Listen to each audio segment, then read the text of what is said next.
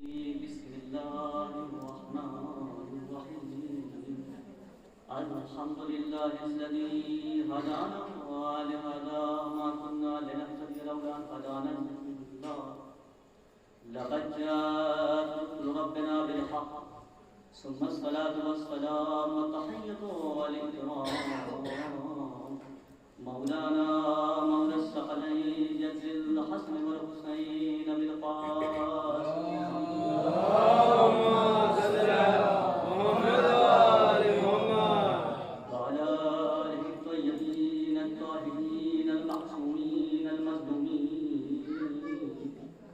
ولعنة الله على أعدائهم أجمعين من يومنا هذا إلى قيام يوم الدين أما بعد فقد قال الله تبارك وتعالى في محكم القرآن المجيد بسم الله الرحمن الرحيم ورتل القرآن ترتيلا اللهم صل على محمد وآل محمد. معزز سامعین کرام، عزیزان محترم، جیسا کہ آپ کو معلوم تھی کافی دنوں کے بعد اور اس ماہ رمضان کی ایک پہلی مجلس ہے اور یہ بہت مقدس اور پاکیزہ مہینہ ہے جس کے بارے میں رسول خدا نے خود فرمایا خطبہ شعبانیہ میں کہ یہ ایسا مہینہ ہے برکت مغفرت اور رحمت کے ساتھ آیا ہے جس کے دن تمام دنوں سے بہتر ہے، جس کی راتیں تمام راتوں سے بہتر ہے، جس کی شبیں تمام شبوں سے بہتر ہے۔ یہ ایسا مہینہ ہے جو تمام مہینوں سے افضل بہتر ہے اور اسے اللہ کا مہینہ کہا گیا ہے۔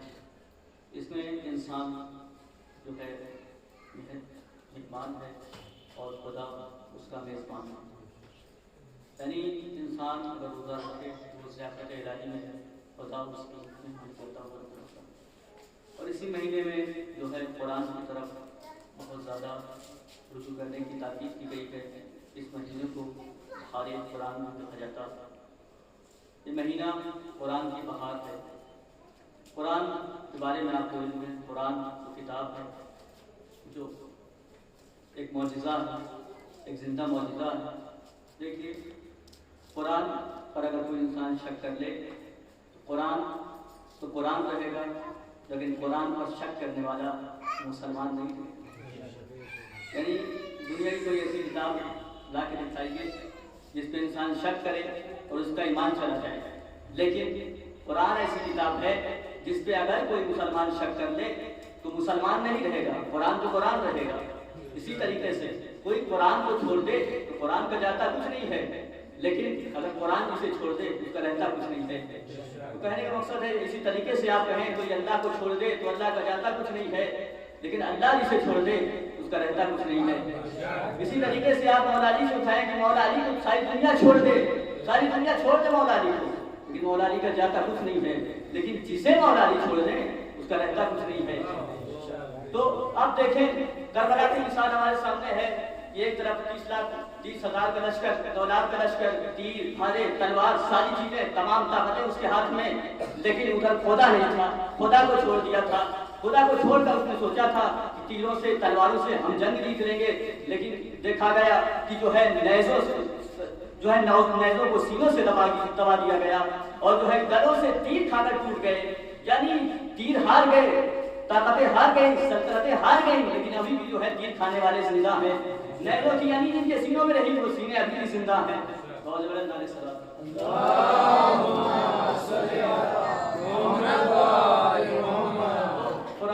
قرآن رہے گا، لیکن قرآن پر شک کرنے والا مسلمان نہیں رہے گا۔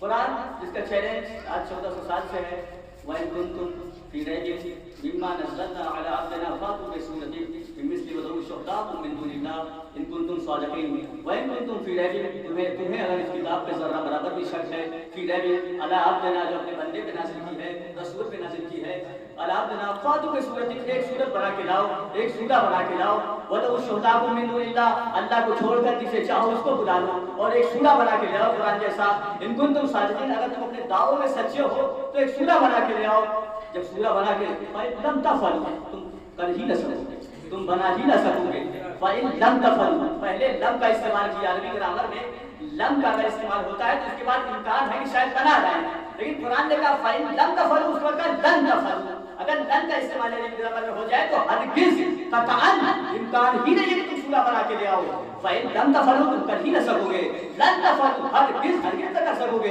سورت بنا کے لا ہی نہ پاؤ گے فَاتَّقُوا نَارَ الَّتِي وَقُودُهَا النَّاسُ وَالْحِجَارَةُ وَأُعِدَّتْ لِلْكَافِرِينَ جب تم کچھ نہ کر سکو گے جب قرآن جیسی سورت نہ لاؤ گے تو تمہیں چاہیے کہ اللہ سے ڈرو اس آگ سے ڈرو جس کے ایندھن آدمی اور پتھر ہے وَأُعِدَّتْ لِلْكَافِرِينَ جو کافروں کے لیے تیار کی گئی ہے بہت بلند علیہ السلام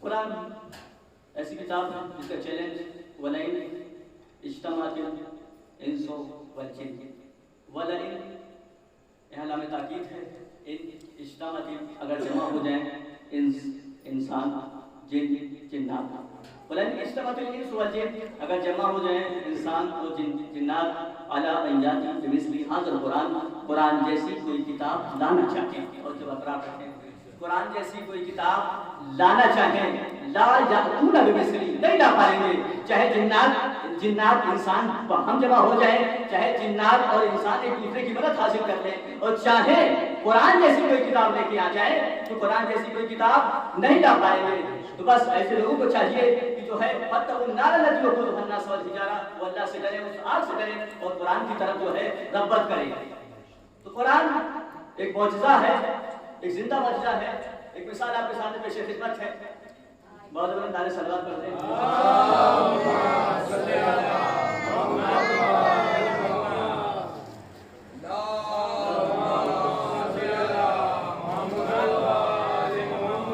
توجہ کا تعلیم تمام حضرات سے کہ توجہ کی خاص ضرورت ہے مثال آپ کے سامنے پیش خدمت ہے کہ اگر ایک بہت بلند نعرے صلوات پڑھتے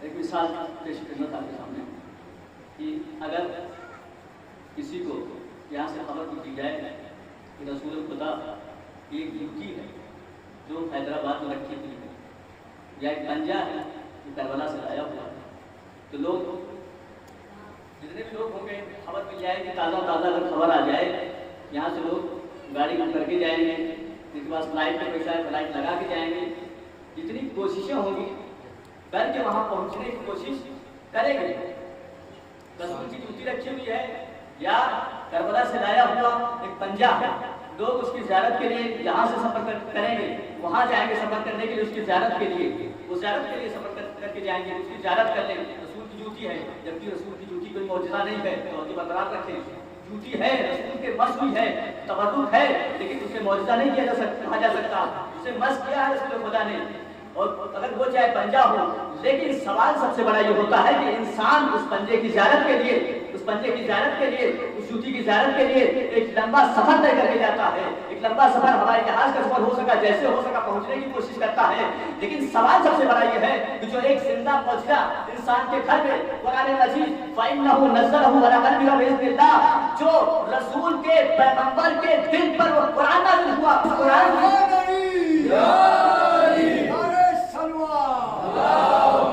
قرآن کی زیارت کا شرف حاصل کرنے کے لیے کوئی اتنی زحمت کرتا ہوا نظر نہیں آتا ہے رسول کے دل پہ نازل ہوا ہے رسول نے اپنے زمانے کے بارے سے قرآن کی تلاوت کی ہے اس سے بڑا کوئی معجزہ ہے بتائیے خود اس کا معجزہ دیکھا جا رہا ہے کہ قرآن کو بدلنے والا خود اپنی مذہب بدل بیٹھا بھائی سامنے معجزہ آپ کے سامنے ہے سامنے منظر پیش خدمت ہے داستان سامنے ہے وسیم بہت بہت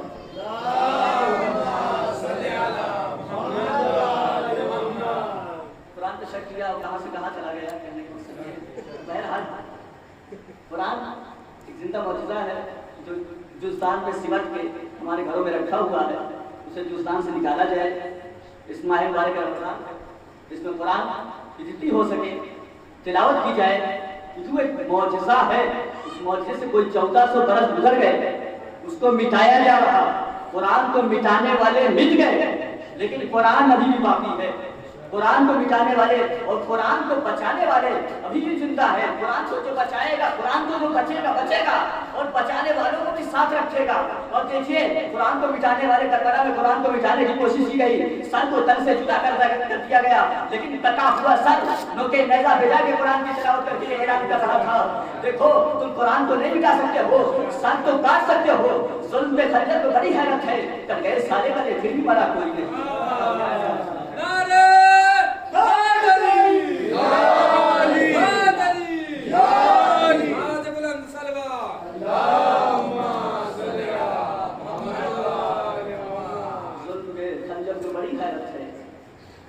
سارے گلے مرا کوئی نہیں. تو آپ غور و فکر کریں کہ جب امام حسین نے کٹے ہوئے سر سے قرآن کی تلاوت کو نہ چھوڑا تو ہمارے لگے ہوئے سر کیسے قرآن کو چھوڑ دیں. یہ بہت ہی مہم اور ضروری بات ہے کہ قرآن خود ایک معجزہ ہے. دوسری بات، ہر بیماری کا، ہر مشکل کا علاج خود قرآن ہے. جسے اس کی مشکل ہو سورہ واقعہ پڑھے، جسے قبر کے عذاب کا ڈر ہو سورہ تکاثر پڑھے، جسے خاطروں سے بچنا ہو سورہ یاسین پڑھے. یعنی بہت ساری ایسی دعائیں ہیں، قرآن کی آیتیں ہیں. تو قرآن خود اعلان کر رہا ہے ننزل القرآن ما هو شفاء ورحمۃ للمؤمنین. میں نے قرآن کو نازل کیا جس میں شفاء اور رحمت ہے مومنین کے لیے.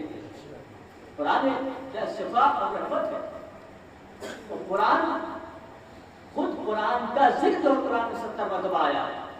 اور قرآن خود جا کے قرآن کہہ رہا ہے، لوگوں سے کہتا ہوا نظر آ رہا ہے کہ افلا یتدبرون القرآن ام قلوب اقفالها. تم قرآن کو غور و فکر کیوں نہیں کرتے ہو؟ کیا تمہارے دلوں میں تالے پڑ گئے ہیں؟ تو قرآن خود اس بات کی طرف اشارہ کر رہا ہے. اور دوسری بات، اس قرآن کا وجود جو ایک کتاب ہے، اور کیا کہتے ہیں قرآن صامت، یعنی خاموش قرآن. دیکھیے قرآن کا وجود، قرآن صامت کا وجود، صامت یعنی خاموش قرآن، اس بات کی دلیل ہے کہ کوئی قرآن ناطق زندہ ہے. جب تک قرآن صامت ہے تب تک قرآن ناطق ہے. یعنی اس قرآن ناطق کون ہے؟ وہ ہمارے آخری حجت امام زمانہ ہے.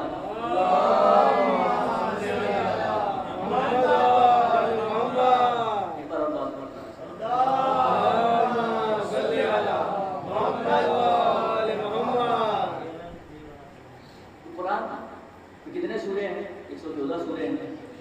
قرآن میں آیتیں کتنی ہیں؟ 6666 آیتیں. کچھ روایتوں کے مطابق 6236 آیتیں. تو قرآن نازل کہاں ہوا؟ مکے میں نازل ہوا. تو قرآن کی سب سے پہلی آیت کون سی نازل ہوئی؟ آئیے اس آیت میں تھوڑا سا غور کیا جائے کہ قرآن کا پیغام کیا ہے. کہ سورہ علق اس کی شروعاتی آیتیں نازل ہوئی ہیں. رسول خدا جب غار حرا میں تھے اس وقت اس آیت شروعاتی آیتوں میں 5 آیتیں نازل ہوئی ہیں. لیکن اس آیت میں بہت بڑا پیغام ہے. جو سب سے پہلے جو قرآن کی آیت نازل ہوئی ہے اس میں بہت بڑا میسج قرآن مجید نے دیا ہے. سب سے پہلے کون سی؟ اقرا بسم ربک الذی خلق. رسول اس رب کا نام لے کے پڑھو جس نے تم کو پیدا کیا. اقرا بسم ربک الذی خلق، یعنی یہ رسول کو پڑھایا جا رہا ہے. رسول تو پڑھے، رسولوں کو تو اللہ پڑھا کے بھیجتا ہے، رسول کو تھوڑے پڑھایا جا رہا ہے. یہ رسول کے ذریعے رسول کی امت کو پڑھائی کا پیغام دیا جا رہا ہے کہ دیکھو پڑھائی اور علم جو ہے یہ ضروری ہے. اور کسی شاعر نے اچھا شعر کہا ہے کہ تعلیم و ترقی میں وہی قوم ہے پیچھے، اس قوم کا آغاز اقرا سے ہوا تھا.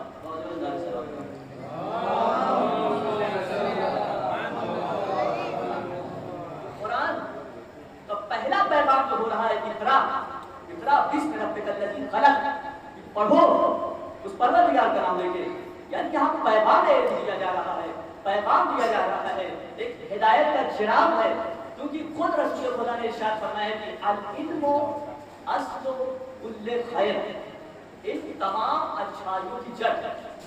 یعنی ایجوکیشن کا پیغام حدیث کے مطابق بھی اور قرآن کے مطابق بھی علم کا ایجوکیشن کا قرآن علی جبل لرائے تو خاشعا متصدعا من خشیۃ اللہ، اگر اس قرآن کو ہم کسی پہاڑ پر نازل کرتے تو تم دیکھتے پہاڑ جھکا اور پھٹا جاتا اللہ کے خوف سے۔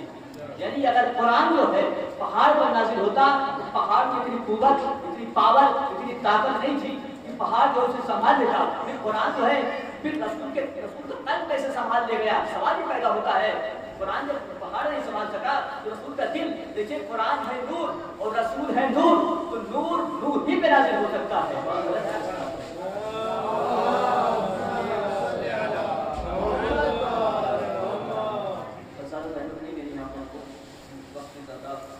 نہیں لینا آپ کوشش کر کے آتے رہتے ہیں، تو قرآن مجید بہت سارے پیغامات ہیں۔ ایسی کتاب ہے جو ماضی، حال، مستقبل، پاسٹ، پریزنٹ، فیوچر تینوں زمانوں میں بات کر رہی ہے۔ دنیا کی کوئی کتاب لائیے، کسی کتاب کو آپ پڑھیے، پاسٹ کی بات ہوگی، گزرے زمانے کی بات ہوگی، گزر جائے گا، کتاب بھی رکھ دی جائے گی۔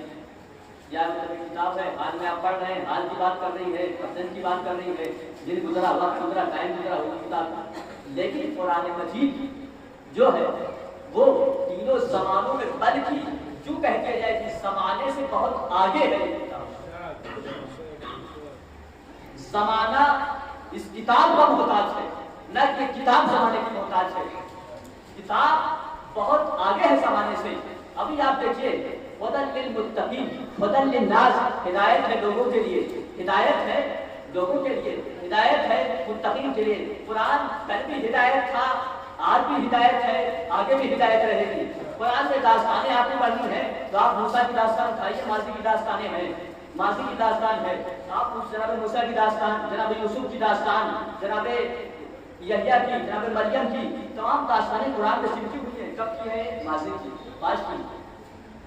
حال کی بات اگر کہیں تو حال کی بات قرآن مجید کہتا ہوا نظر آتا ہے، یعلمون ظاہرا من الحیات الدنیا، یہ لوگ دنیا کی ظاہری زندگی کو جانتے ہیں۔ خود جو ہے قرآن مجید اس بات کا یعلمون جو ہے، یہ قرآن مجید کا ایک چیز اور اشارہ کرتے ہیں نبی گرامر کے مطابق، یعلمون جو ہے یہ مضارع کا صیغہ ہے۔ مضارع یعنی دو حالوں میں بات کرتا ہے، یعنی حال میں بھی، مستقبل میں بھی، یعنی پریزنٹ میں بھی، فیوچر میں بھی، یعنی یہ لوگ جانتے ہیں یا جانیں گے، یہ بھی ایک معجزہ ہے۔ یا قرآن مجید کی اس آیت کو دیکھیں، الذین یؤمنون بالغیب ویقیمون الصلاۃ ومما رزقناہم ينفقون، ہدی للمتقین، متقین وہ لوگ ہیں جو ایمان رکھتے ہیں یا ایمان رکھیں گے غیب پر اور نماز قائم کرتے ہیں، اور جو پروردگار نے عطا کیا ہے اس سے انفاق کرتے ہیں۔ یعنی غیب پر ایمان کل بھی تھا، ابھی بھی ہے، آگے بھی رہے گا، کیونکہ اگر آگے آنے والی نسلیں اگر غیب پر ایمان نہ رکھیں، نماز قائم نہ کریں اور جو ہے اپنے رزق سے انفاق نہ کریں تو وہ جو ہے متقین نہیں کہلائیں گی، متقین کے لسٹ میں نہیں جائے گی۔ تو یہ قرآن تینوں زمانوں میں بات کرتا ہوا نظر آتا ہے۔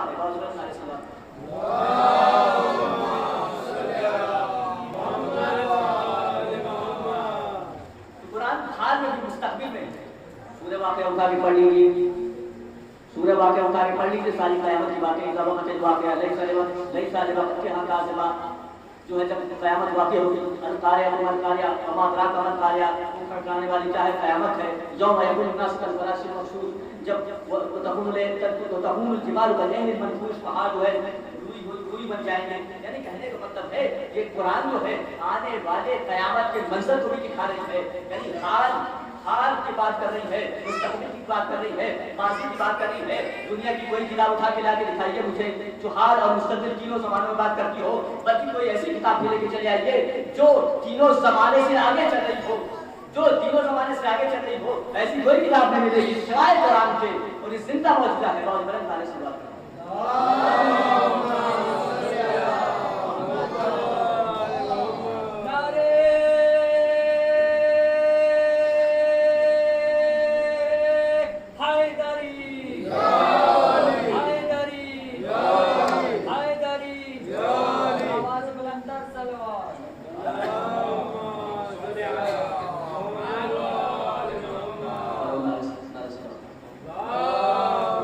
اللهم صل على محمد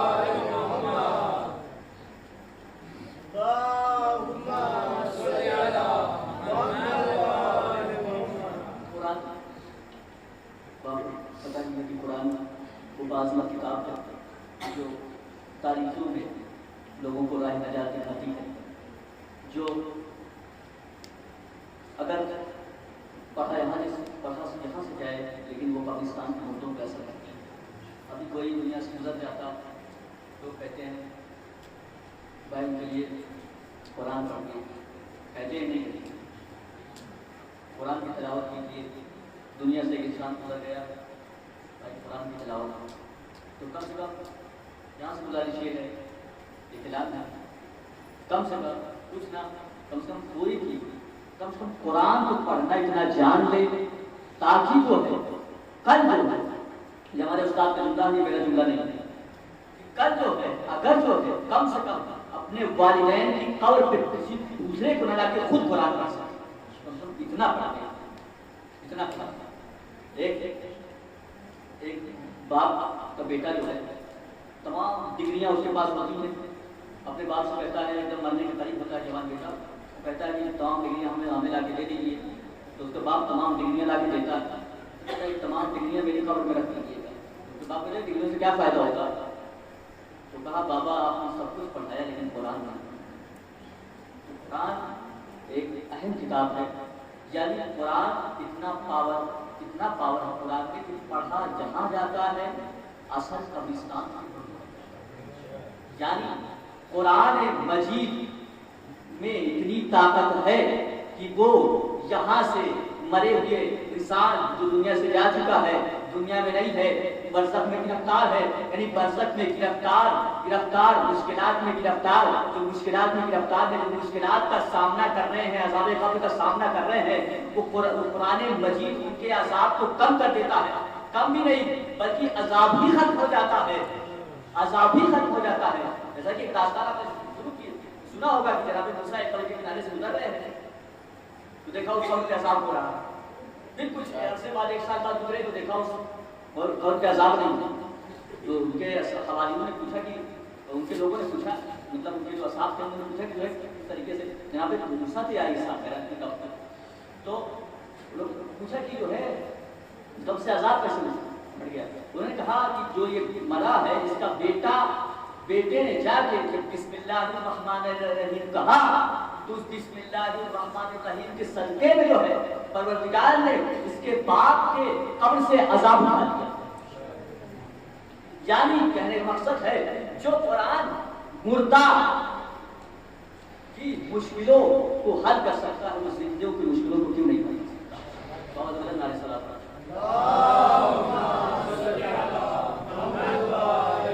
جو مدینہ ہے جو بہار قرآن یہ قرآن کا مدینہ ہے. قرآن چار کتابیں ہیں توریت زبور انجیل قرآن چاروں کتابیں اسی مہینے میں نازل ہوئی ہیں. اس بات پر 23 رمضان قرآن نازل ہوا اس مہینے میں، اس کو شب قدر کہا جاتا ہے.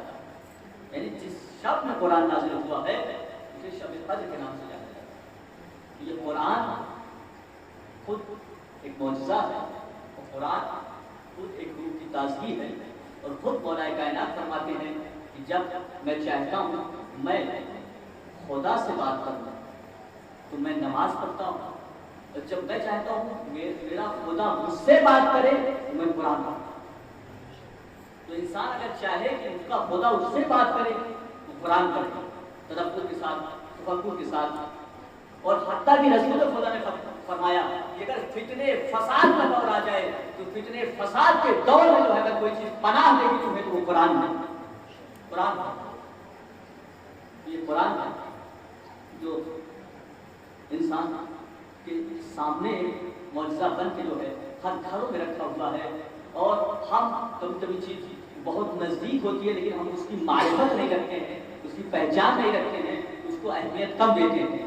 لیکن جب بھی اس کی پہچان ہو جائے، جب بھی اس کی معرفت حاصل ہو جائے تب سے انسان اس قرآن کی اہمیت کو سمجھے، وہ قرآن کی عظمت کو سمجھے کہ کتنی باعظمت کتاب، کتنی باکرامت کتاب، کتنی بامقدس کتاب، ایسی کتاب جو ڈائریکٹ اللہ کا کلام ہے، جو رسول کے زبان سے، جو 12-14 معصومین کے زبانوں سے جاری ہوئی ہو گیا ہے.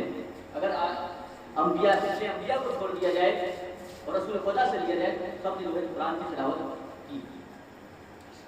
تو قرآن کی عظمت کو ہمیں سمجھنا ہوگا جتنی باعظمت کتاب ہے. اور کسی کتاب کو جو ہے بچانے کے لیے جو ہے امام حسین علیہ السلام نے قربانی دی اور امام حسین علیہ السلام کی قربانی کو ضائع نہیں کر سکتا.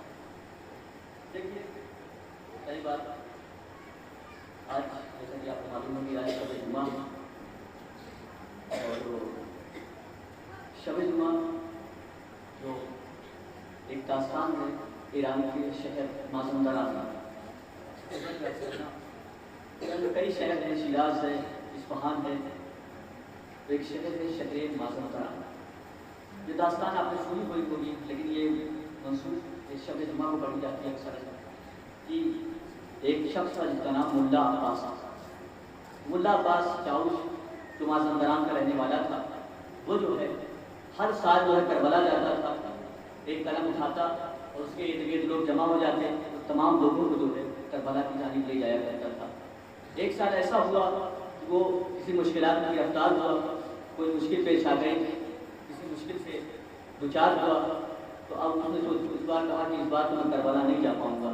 تو اس کے ارد گرد جو لوگ جمع ہوتے تھے آگے کہنے لگے ملا عباس ہم تمہاری مشکل کو حل کر دیتے ہیں، تم کربلا چلو.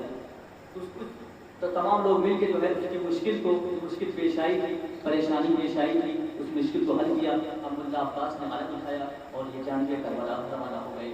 رواں دما یہ قافلہ رواں دما ہے کربلا کی جانب. اب یہ قافلہ کربلا کے قریب شب جمعہ کے نزدیک جو ہے شب جمعہ کے قریب جو ہے پہنچا، اور جو ہے بس تھوڑا چلا تھا کہ کربلا کے نزدیک پہنچ کر شب جمعہ کی وہ شب آ گئی کہ ایک جو دن سے شب ہو گئی اور ملا عباس کا قافلہ وہاں رک جاتا ہے. لوگ خستہ تھکے ہوئے ہوتے ہیں. ملا عباس کہتے ہیں دیکھیے ہم لوگ کربلا تک پہنچ چکے ہیں، کربلا کے نزدیک آ چکے ہیں، ایسا نہ ہو کہ جو ہے شب جمعہ ہم سے چھوٹ جائے. آج شب جمعہ ہے، آج ہم جو ہے زیارت کر لیتے ہیں، چلتے ہیں، نوحہ کرتے ہیں، نوحہ پڑھتے ہیں، کچھ گریا کر لیتے ہیں. لیکن سب تھکے تھے، لیکن سب اس تھکن میں جو ہے پھر بھی جو ہے کربلا کی جانب روانہ ہوتے ہیں اور روضہ امام حسین علیہ السلام میں پہنچتے ہیں. اب جو ہے کہتے ہیں کہ اب نوحہ کس کی شان کا پڑھا جائے. جب نہیں ملا عباس کہتے ہیں یہ ڈائری جو ہے کھول کے رکھیے، جس کی شان کا نوحہ آ جائے انہی کی مناسبت سے نوحہ پڑھ دیا جائے. اور جب نہیں ڈائری کھولی گئی، علی اکبر کی شان کا نوحہ آ گیا، علی اکبر کی مناسبت کا نوحہ آ گیا. سب لوگوں نے علی اکبر کی مناسبت کا نوحہ پڑھا، آنکھوں گریا ہوئی، سب گریا و زاری کیے. اس کے بعد سب تھکے ہوئے تھے، سب جو ہے علی اکبر کی شان کا نوحہ پڑھ کے جو ہے چلے گئے اور جو ہے اپنے کمرے میں اور سونے لگے. جب نہیں ملا عباس کو عالم خواب میں خواب دیکھتے ہیں کہ کوئی ان کا دروازہ کھٹکھٹا رہا ہے. اب دروازہ کھٹکھٹا رہا ہے تو ایک غلام، ایک سیاہ غلام آتا ہے، ملا عباس کو جگاتا ہے، کہتا ہے کوئی آپ کو جو ہے آقا بلا رہے ہیں. کہتے ہیں آقا کون؟ کہا ارے جس کے عشق میں تم وہاں سے چل کے آئے ہو، جس کے عشق میں تم وہاں سے عالم لے کے آئے ہو، ہر سال آتے ہو، جس کے عشق و محبت میں وہ آپ سے ملنے کے لیے آئے ہیں. جب نہیں امام حسین علیہ السلام حاضر ہوتے ہیں، سب لوگ اٹھ کے بیٹھ جاتے ہیں. احترام امام حسین علیہ السلام ملا عباس کہتے ہیں کہ جو ہے ایسا نورانی چہرہ جیسے سورج کی طرح غروب ہو رہا تھا. تو امام حسین علیہ السلام نے کہا ملا عباس مجھ سے تمہیں 3 کام ہیں. اور ملا عباس نے کہا بتائیے مولا وہ 3 کام کون سے ہیں؟ مولا حسین علیہ السلام نے کہا دیکھو ایک جو میری زیارت کو آتا ہے ہم اس کی زیارت کو ضرور جاتے ہیں. پروردگارہ ہمیں بھی توفیق عطا فرما امام حسین سے زیارت کو نصیب ہو.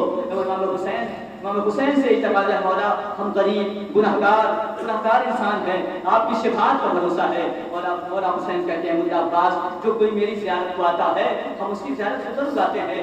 پھر دوسری بات کہا ملا عباس دیکھو جب تمہارے شہر میں مازندران میں جب تم کوئی مجلس پڑھتے ہو یا مجلس کرتے ہو یا کوئی جلسہ کرتے ہو تو ایک شخص جو ہے، ایک ضعیف شخص جو ہے جوتیاں تمہاری سیدھی کرتا ہے، اس کو میرا سلام کہنا.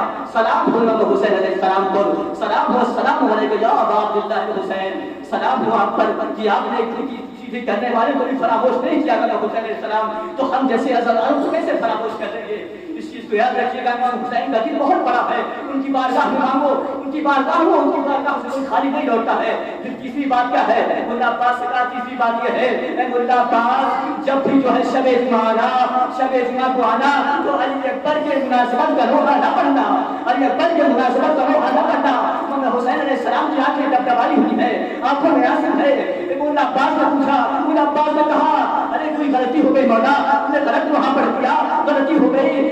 تو مولا حسین نے کہا دیکھو غلطی نہیں ہوئی ہے، شب جمعہ کو میری زیارت کو میری ماں فاطمہ زہرا عباس سے بھی اوزاری بلند ہو جاتا ہے. یا اوزاری میں یہ پہ خطاب کروں گا امام حسین علیہ السلام سے. اے امام آپ تو علی اکبر کو بہت چاہتے تھے. ارے جب علی اکبر پیدا ہوئے تھے آپ جو راتوں کو گھوم کے علی اکبر کی زیارت کیا کرتے تھے. جب کبھی رسول کی زیارت کے مشتاق ہوا کرتے تھے تو علی اکبر کی زیارت کیا کرتے تھے. ارے جب جنگ میں بھیجا ہے تو علی اکبر کو یہ کہہ کے بھیجا ہے کہ میں جو ہے تو شخص کو جنگ میں بھیج رہا ہوں جو رسول کی سیرت میں صورت میں بھی ہے. ارے بھائی علی اکبر نے جب کربلا کے میدان سے جو ہے آواز دی ہے بابا بابا کو سلام کہا ہے. حسین علیہ السلام نے جملہ کہا ہے یا بنیا دنیا والے غلافا یا بنیا دنیا والے غلافا. میرے بیٹا تیرے مرنے کے بعد دنیا خاک ہو گئی ہے. اے میرے بیٹا تیرے مرنے کے بعد دنیا خاک ہو گئی ہے. انا للہ زمبے فضول کی تسلیم الفرم اللہ بسم اللہ الرحمن الرحیم. اللهم صل وسلم الحسن صلوات علیہ وعلى آبائه حفاظ الساعة وفي كل ساعة وليا وحافظا وقائدا وناصرا ودليلا وعينا حتى تسكنه أرضك طوعا وتمتعوا فيها طويلا.